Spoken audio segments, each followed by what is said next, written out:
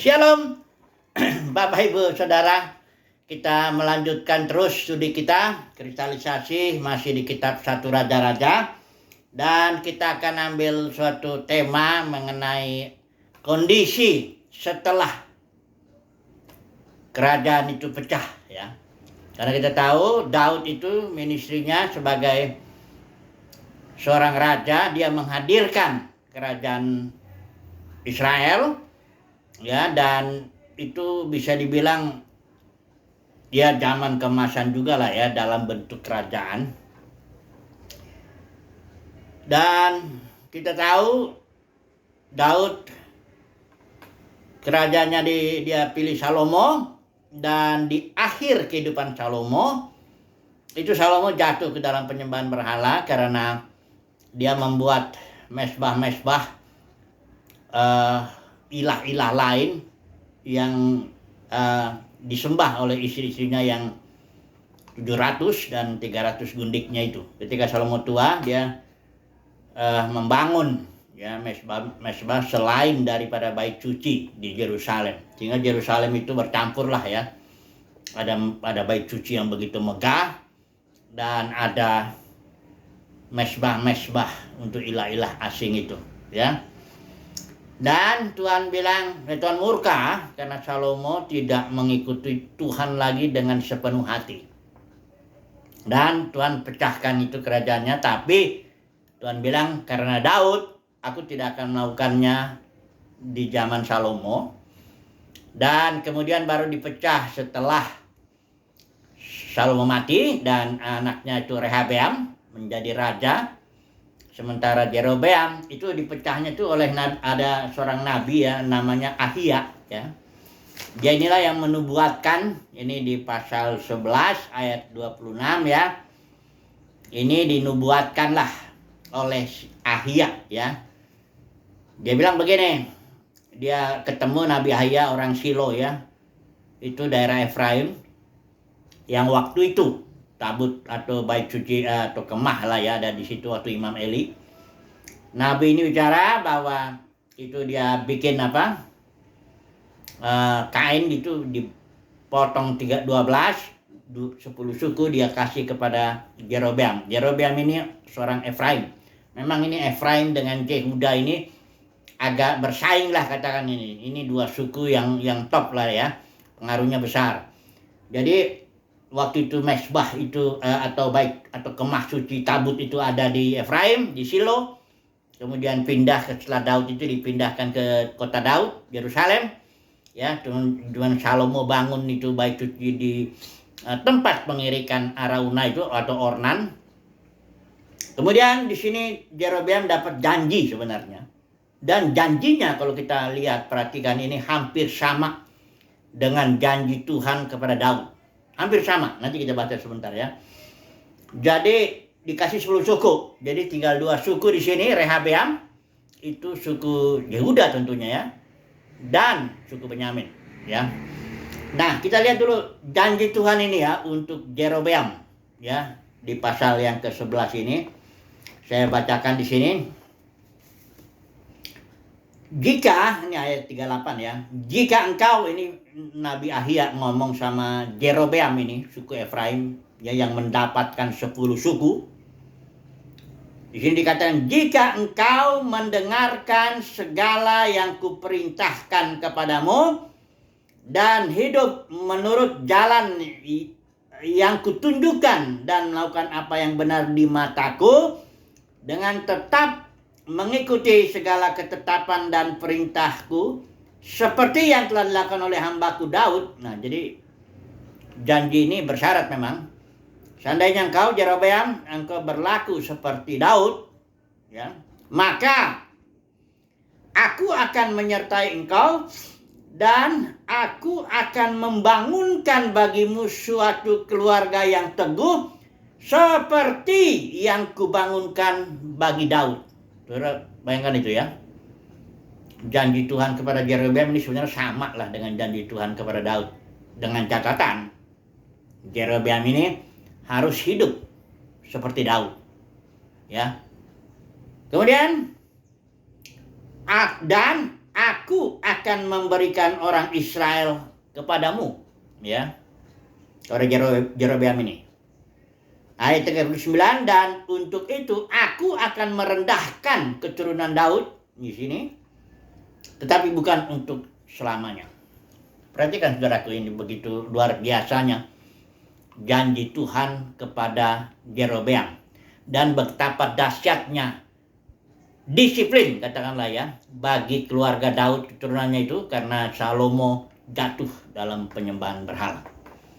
Karena namanya berhala itu artinya saingan Tuhan ya. Ini makanya Tuhan itu sangat cemburu, sangat murka dia makan kalau orang melakukan penyembahan berhala. Nanti kita lihat dulu ya di dalam konteks Perjanjian Baru penyembahan berhala itu apa. Ya, kalau yang di sini ya jelas itu ilah-ilah lain, bikin patung atau bikin korban bakaran kepada nama-namanya ada. Kalau Kamos ada Asitoret, ada Baal ya, nama-namanya si ilah-ilah itu. Oke, jadi pecahlah itu. Terjadilah itu ya. Kerajaannya pecah, dan kita lihat secara garis besar dulu ya. Setelah kerajaan itu pecah, jadi Rehabeam dia memerintah atas Yehuda dan juga Benyamin, suku Benyamin di situ ya. Kalau di sini Yerobeam dia memerintah atas 10 suku sisanya itu ya. Nah, sayangnya Yerobeam ini nggak lama kemudian dia langsung berpikir ya. Di pasal 12 ini judulnya sini Yerobeam memulai ibadah baru. Dia berpikirnya begini. Karena Israel disyaratkan, Tuhan sudah pilih masalahnya Yerusalem sebagai kota atau tempat di mana namanya Tuhan taruh di situ. Namanya bukan nama jasmani Yahweh ditaruh di situ, bukan begitu ya.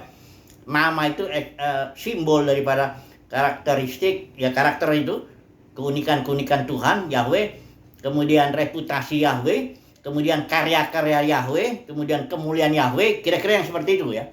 Tuhan taruh di Yerusalem, khususnya itu di bait sucinya itu, di ruang Maha Kudus ya. Tabut itu simbol daripada kehadiran Yahweh di situ.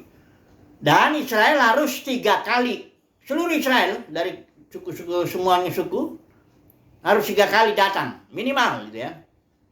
Hari Raya Paskah, Pentakosta, dan Tabernakel. Nah, Yerobeam di sini melihat, wah, kalau Israel nanti suku-suku ini masih datang ke situ, sementara Rehabeam di sini, ya otomatis lah besar kemungkinan, kata pikir Yerobeam ini bahwa nanti Israel ya kembali lagi ke sini dan dia dibunuh. Nah, itu pikirannya Yerobeam. Padahal janji Tuhan, perhatikan bedanya pikiran si Yerobeam dengan janji Tuhan kepada Yerobeam lewat Nabi Ahia itu. Kan jelas ini janjinya tadi. Jika engkau hidup seperti Daud, hambaku. Bukan Tuhan minta sempurna, karena Daud juga ada kegagalannya kan. Tapi jika engkau mirip-mirip lah menjalani kehidupan seperti Daud, keturunanmu bahkan dibilang di sini, aku akan membangun keturunan yang teguh. Engkau nggak akan dibunuh seperti pikiranmu. Pikiranmu kalaupun misalnya Israel datang harus ke Yerusalem 3 kali setahun, tetap aja Yerobeam sepanjang Yerobeam hidup seperti Daud. Janji Tuhan tetap ya. Kadang-kadang kan pikiran kita dengan janji Tuhan beda gitu. Janji Tuhan itu jelas sudah ya. Jika engkau hidup seperti hambaku Daud, aku akan membangunkan bagimu suatu keluarga yang teguh seperti yang kubangunkan bagi Daud. Kan udah aman ya. Asal dia berpegang aja Yerobeam kepada janji Tuhan, hidup seperti Daud. Nah, tapi Yerobeam punya pikiran lain. Pikirannya, nanti kalau datang orang Israel itu 3 kali setahun ke Yerusalem, nah nanti jadi baliklah kepada Rehabeam. Ya, ini pikiran kadang-kadang ya, kalau kita lihat, hati-hati dengan pikiran kita ini. Ya, pikiran kita suka benar-benar beda lah ya dengan janji Tuhan, bertolak belakang ya. Makanya dibilang orang yang berpegang pada janji Tuhan ini setia, itu memegang janji Tuhan, nah itu Tuhan sangat senang ya. Setia kayak Abraham. Janji Tuhan setia. Memang dia pernah gagal, 3 kali dia gagal. Tapi tetap Abraham dibilang sahabatnya Elohim, sahabatnya El Shaddai, karena dia pegang janji Tuhan. Sekalipun tidak ada dasar untuk berharap, katanya di situ di surat Roma itu tentang Abraham.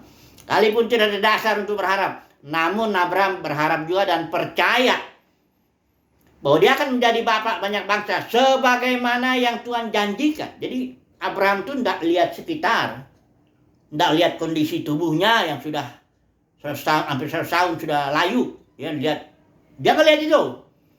Dia nggak lihat sekitar, nggak ada lihat kondisi, tidak ada.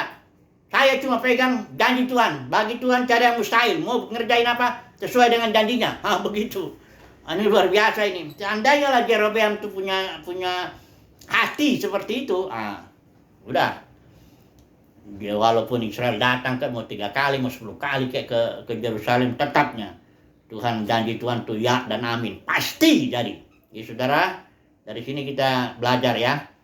Pegang saja janji Tuhan. Jangan lihat keadaan sekitar yang kelihatannya nggak mungkin janji Tuhan digenapi. Jangan lihat itu. Jangan lihat juga keadaan diri kita yang kayaknya nggak bisa nih. Jangan lihat itu. Pastikan bahwa kita memahami janji Tuhan dan pegang itu. Itulah arti mengenal Tuhan. Itu artinya bergaul dengan Tuhan. Yaitu memegang janji-janji Tuhan. Bukan cuma nyanyi-nyanyi datang ke ritual, bikin ini, bikin itu. Tapi otak jalan juga. Otak yang sebesar bakpao ini jalan juga. Nggak pegang janji Tuhan. Nggak begitu.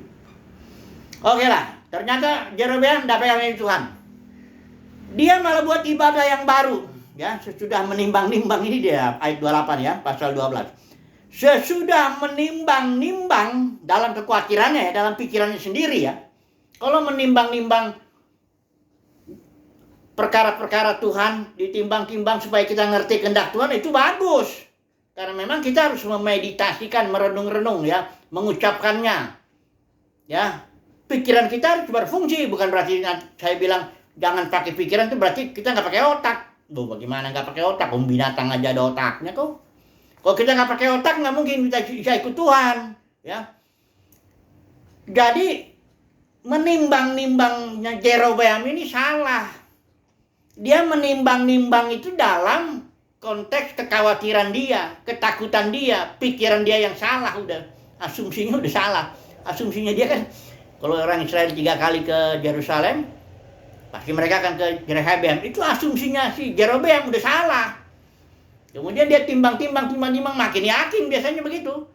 Kalau orang udah condong hatinya kepada sesuatu, dia timbang-timbang biasanya dia mendapat dukungan. Akhirnya si Jerobeam ini bikin, udahlah. Dia buat 2 anak lembu jantan dari emas. Satu ditaruh di kota Dan, satu ditaruh di Betel. Terus dia bilang begini, ya, kepada kaum Israel. Dan dia kan bicara dalam konteks sebagai raja, tentu didengarkan. Dia bilang gini, sudah cukup lamanya kamu pergi ke Yerusalem, hai Israel. Lihatlah sekarang Allah-Allahmu yang telah menuntun engkau keluar dari tanah Mesir. Ini persis seperti kasus anak lembu emas yang Harun itu buat di padang gurun Sinai itu. Gak lama setelah Tuhan turun mengikat perjanjian dengan Israel, langsung memang ya itulah orang banyak gampang sekali dipengaruhi. Baru saja bait suci dibangun, Salomo apa semuanya ya. Tahu-tahu Jerobeam ngomong, ayo ini anak lembu emas, langsung udah ya. Jerobeam bikin dia angkat aja imam-imam yang bukan Lewi ya, semuanya diatur-atur ya. Dia juga bikin menentukan hari tertentu ya, dikatakan di sini bangun mesbah, dia bikin hari yang ke-15 dalam bulan yang ke-8, bulan yang direncanakan dalam hatinya sendiri. Jadi Jerobeam ini membangun suatu agama, katakanlah begitu ya. Dia bikin sendiri, atur waktunya sendiri, apa semuanya atur sendirilah. Enggak ada Tuhan di situ ya. Tapi Israel ikut karena posisinya sebagai raja. Percaya aja Israel, ayolah ikut. Sudah ya. Intinya keturunan Jerobeam ini semuanya kalau sudah lihat ini sampai habis ini hampir tidak ada seorang pun yang muncul yang baik ya. Lain dengan Rehabeam. Rehabeam memang tidak baik ya, karena Rehabeam akhirnya punya anak yang namanya Abiam ini. Dikatakan di sini Abiam ya, pasal 15 ini. Abiam pasal 15 ayat 3. Abiam hidup dalam segala dosa yang telah dilakukan ayahnya sebelumnya. Nah, ayah Abiam itu yaitu Rehabeam. Memang di sini dibilang Rehabeam tidak berbuat jahat. Ini pasal 14 ayat 21. Perhatikan ya. Adapun Rehabeam anak Salomo, ia memerintah di Yehuda. Rehabeam berumur 41 tahun pada waktu yang menjadi raja. Dan 17 tahun lamanya ia memerintah di Yerusalem, kota yang dipilih Tuhan dari antara segala suku Israel untuk membuat namanya tinggal di sana. Ya. Baru ayat 22. Tetapi orang Yehuda melakukan apa yang jahat di mata Tuhan. Enggak dibilang Rehabeamnya jahat, tapi di ayat pasal 15 ketahuan. Memang Rehabeam juga enggak benar. Anaknya Salomo, dikatakannya ibunya seorang perempuan Amon. Salomo itu kan banyak anak, enggak tahu anaknya dari mana aja itu. Banyak sekali, sehingga dikatakan di sini Rehabeam ini juga terlalu cepat sekali Israel ini. Padahal baru habis Salomo udah langsung lihat. Perhatikan ini ya, saya baca dulu dosa-dosa Yehuda ini ya. Dikatakan di sini ayat 23, sebab mereka pun juga mendirikan tempat-tempat pengorbanan. Biasanya kalau ada bukit-bukit mereka mempersembahkan korban di situ ya. Tentu bukan kepada Yahweh, karena kalau kepada Yahweh harus di bait suci itu. Mereka bikin juga tugu-tugu berhala, tiang-tiang berhala di setiap bukit yang tinggi, ya, di bawah setiap pohon yang rimbun. Ayat 24 kesimpulannya, mereka berlaku sesuai dengan segala perbuatan keji bangsa-bangsa yang telah dihalau Tuhan dari orang Israel. Jadi cepat sekali ya. Rusaknya itu akibat pecahnya kerajaan itu cepat banget. Ini Daud ya. Luar biasa lah dia. Dia dianggap Alkitab berkata dia Daud itu seorang ikut Tuhan luar biasa, kecuali dalam hal Uria. Cuman itu aja. Ya. Bahkan Daud dibilang seorang yang hatinya berkenan kepadaku. Karena Daud ini cinta Tuhan dia. Dia rindu akan Tuhan. Lihat aja mazmurnya itu. Kemudian turunlah Salomo. Salomo ini juga 2 kali Tuhan menyatakan diri kepada Salomo. Ketika dia minta hikmat, Tuhan baik menurut Tuhan itu. Tuhan tambahkan apa semua dia. Dan Alkitab bilang dia sangat dicintai Tuhan. Ketika lahir Daud dengan Batseba, ya ini kan Salomo sebenarnya anak kedua dari Daud ini. Dengan Batseba. Anak pertamanya kan mati. Yang kedua ini disuruh Nabi Nathan bikin dulu namanya Yedija. Orang yang dicintai Tuhan. Ya. Sangat dikasihi Tuhan, Salomo ini. Nah, hanya karena dia banyak istrinya dan istrinya akhirnya membawa dia menyimpang dari Tuhan. Cepat sekali dari Salomo turun Rehabeam. Udah kelakuannya sama. Langsung dengan perbuatan keji bangsa-bangsa yang telah dihalau Tuhan. Kalau soal kerajaan utara itu yang suku itu Rehabeam ini memang udah langsung rusak habis sudah. Malah ganti ibadah. Ganti ibadah. Ya. Udah benar-benar Yahweh-nya enggak ada lagi sama sekali di situ, ya. Kalau yang di sini Rehabeam masih ada juga bait sucinya, karena setelah Rehabeam itu baru 5 tahun kemudian baru Sisak ini raja Mesir merampas seluruh emas yang ada di bait suci maupun di sananya raja. Kemudian di zaman Asa juga menghabiskan ini, dia serahkan dulu kepada Raja Aram, ya. Cepat kok, ya. Dan tahun 586 ini Yehuda habis dihantam oleh Nebukadnezar. Rata itu bait sucinya.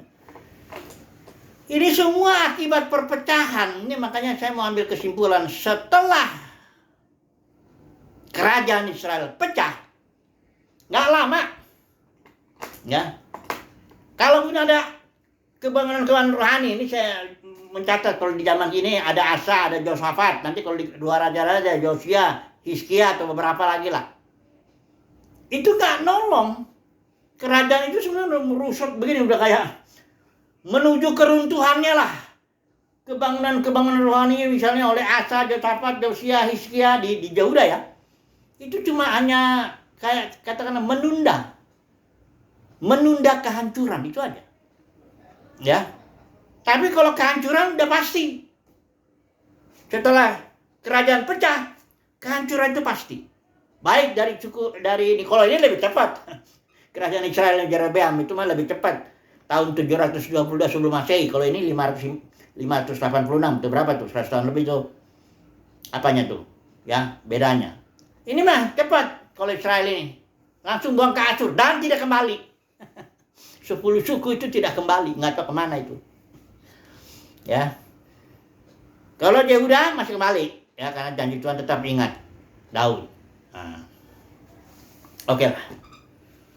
Jadi kebangunan rohani yang katakanlah yang lewat Asa, Josafat, Josia, Hizkia itu enggak menolong. Begitu pecah, runtuh. Nah ini sekarang mau saya aplikasikan nih kepada kondisi gereja. Karena kan kerajaan surga itu, ini kan gereja ini alat untuk bangun kerajaan Mesias. Jadi kerajaan Mesias Yesus kan bilang, aku akan mendirikan gerejaku. Di depan Pilatus Yesus bilang, Pilatus nanya, engkau raja? Untuk itu aku datang. Jadi aku datang akan mendirikan kerajaanku lewat gerejaku. Jadi gereja itu alat untuk menghadirkan kerajaan surga, baik nilainya, kuasanya, pengaruhnya, ya. Tetapi kerajaan Yesus kan dalam batin. The kingdom of God is within you, dalam batin dia, tapi nanti terekspresi di bumi ini. Ketika Tuhan datang lagi, dia akan mengekspresikannya total kerajaannya. Bahkan nanti akhirnya kerajaan dunia ini akan menjadi kerajaan Tuhan, kerajaan Yesus, dan yang diurapinya itu gereja.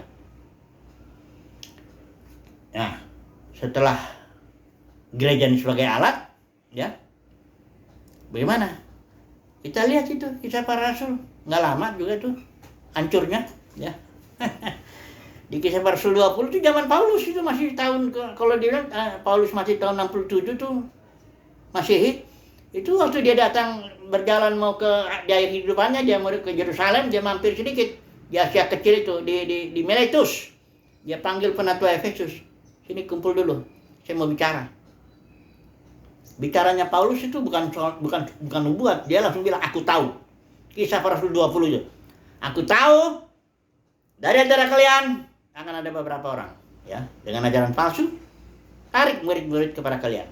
Itu artinya membangun kerajaan sendiri.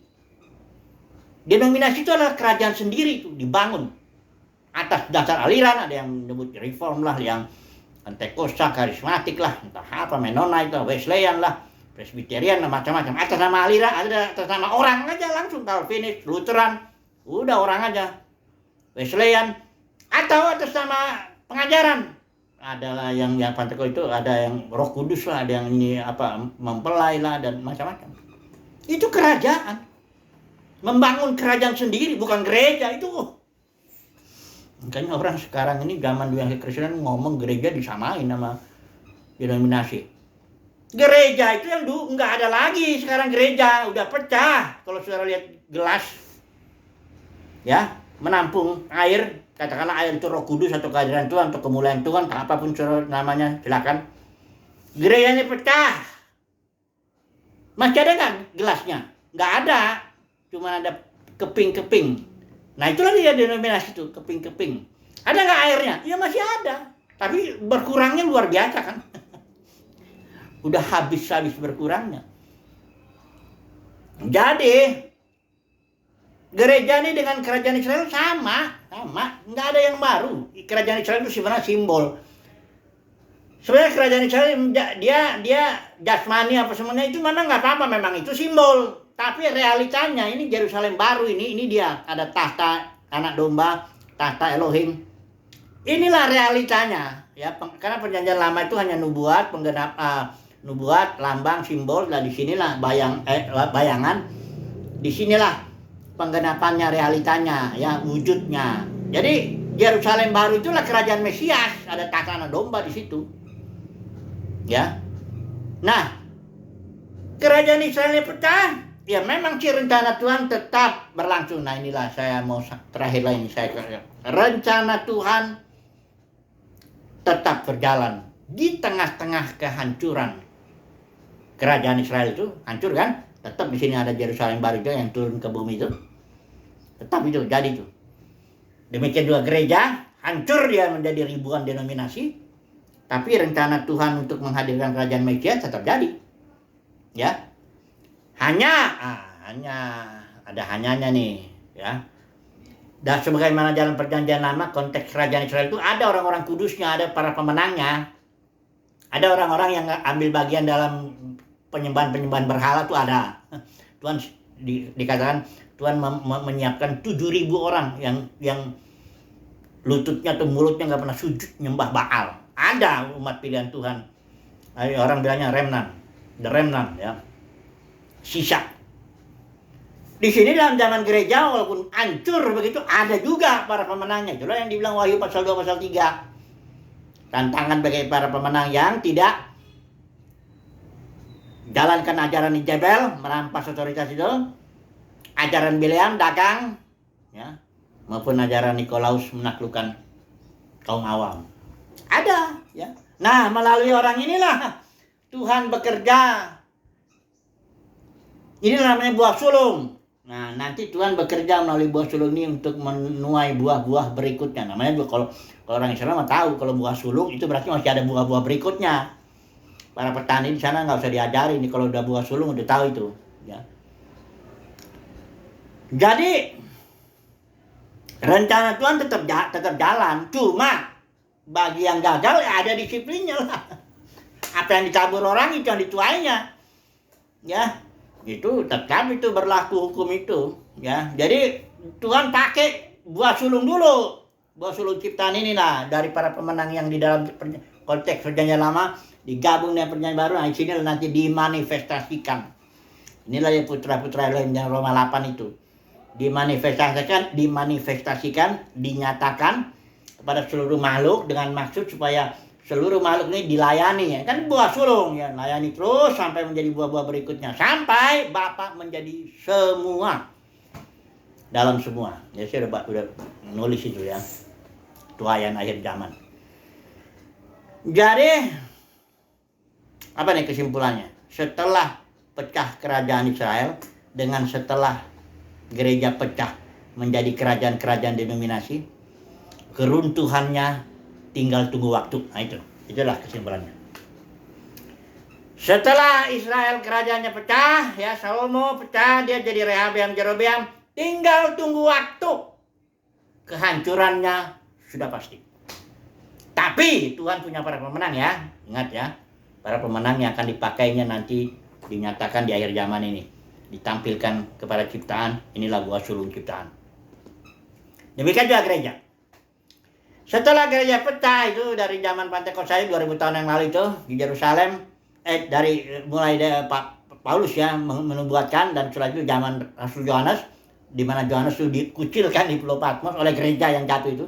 Asia kecil ada 7 gereja, itu simbol daripada gereja-gereja yang ada, karena kitab Wahyu kan kita baca simbol. Setelah itu keruntuhannya cepat. Ya, di abad ke-5, abad ke-6 itu ajaran Nikolaus itu muncullah hierarki dengan cepat itu. Pengalaman-pengalaman rohani juga tuh habis, muncul hierarki. Kerajaan Roma itu paus, kardinal, ya, ada uskup agung, ada uskup. Ya, sudah langsung masuk dalam kegelapan. Zaman kegelapan gereja itu, kalau orang yang belajar sejarah gereja itu tahu. Dari mulai abad 5 atau abad 6 itu sampai Martin Luther tahun 1517. Bukan berarti Martin Luther memulihkan gereja, ya. Jangan salah. Nggak ada yang bisa memulihkan gereja, karena Tuhan tidak bermaksud memulihkan gereja. Dia hanya mencari para pemenang tiap zaman. Ingat, ya. Ada orang doa-doa, pulihkanlah gerejamu, sampai jontor juga tidak akan mungkin. Makanya kalau berdoa juga mesti ngerti Alkitab juga. Supaya jangan kita mendoakan apa yang Tuhan tidak mau kerjakan. Tuhan tidak mau kerjakan pemulihan gereja. Kembalikanlah kami kepada gereja mula-mula. Maksudnya apa?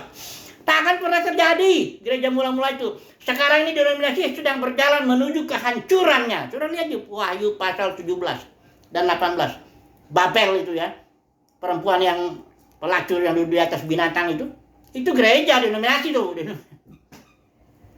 Sedang menuju kehancurannya. Jadi jangan doa-doa minta gereja dipulihkan seperti gereja mula-mula, jangan, ya. Gak ada gunanya, karena bukan itu program Tuhan. Paham dulu kita program Tuhan. Karena Tuhan punya program, dia akan pilih orang-orang pemenang. Dalam Kristen ini banyak yang dipanggil. Ya, itu pada nyembah-nyembah melakukan ajar Ijabel, Bileam, Nikolaus itu. Tapi dari yang dipanggil ini, ditarik lagi Tuhan, pilih lagi.